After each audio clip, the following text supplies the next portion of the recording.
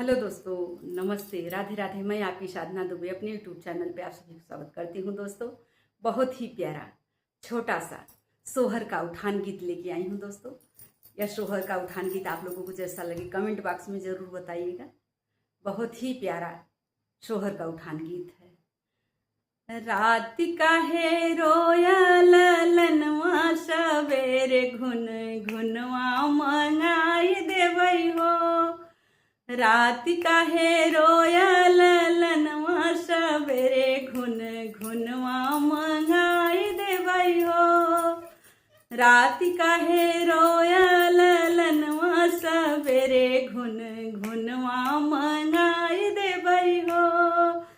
दादी से कहले ओ नहू नहीं सुनली, दादी से कहले ओ नहू नहीं सुनली। दादा से कहता ल जाने सवेरे घुन घुनवा मंगाई देवई हो। दादा से कहता ल जाने सवेरे घुन घुनवा मंगाई देवई हो।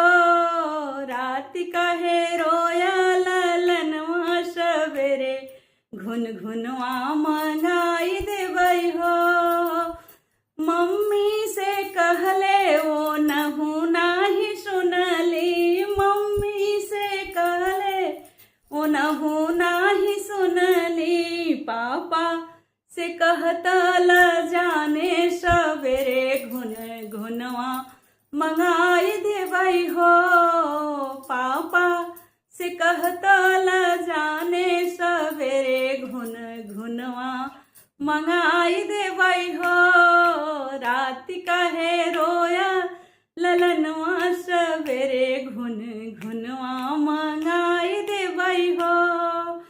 चाची से कहले ओ नहू नहीं सुनली, चाची से कहले ओ नहू नहीं सुनली। चाचा से कहता ल जाने सवेरे घुन घुनवा मंगाई देवई हो। चाचा से कहत ल जाने सवेरे घुन घुनवा मंगाई देवई हो। रात काहे रोया ललनवा सवेरे घुन घुनवा मंगाई देवई हो। ननदी से कहले ओ नहू नहीं सुनली, ननदी से कहले ओ नहू नहीं सुनली। ननदी से कहले ओ नहू नहीं सुनली। ननदोई से कहता ल जाने सवेरे घुन घुनवा मंगाई देवई हो। रात काहे रोया ललनवा सवेरे घुन घुनवा मंगाई देवई हो। रात काहे रोया ललनवा सवेरे घुन घुनवा मंगाई देवई हो। धन्यवाद दोस्तों, यह हमारा सोहर का उठान आप लोगों को जैसा लगे कमेंट बॉक्स में ज़रूर बताइएगा। फिर मिलती हूँ ऐसे ही गीतों के साथ। तब तक के लिए हर हर महादेव।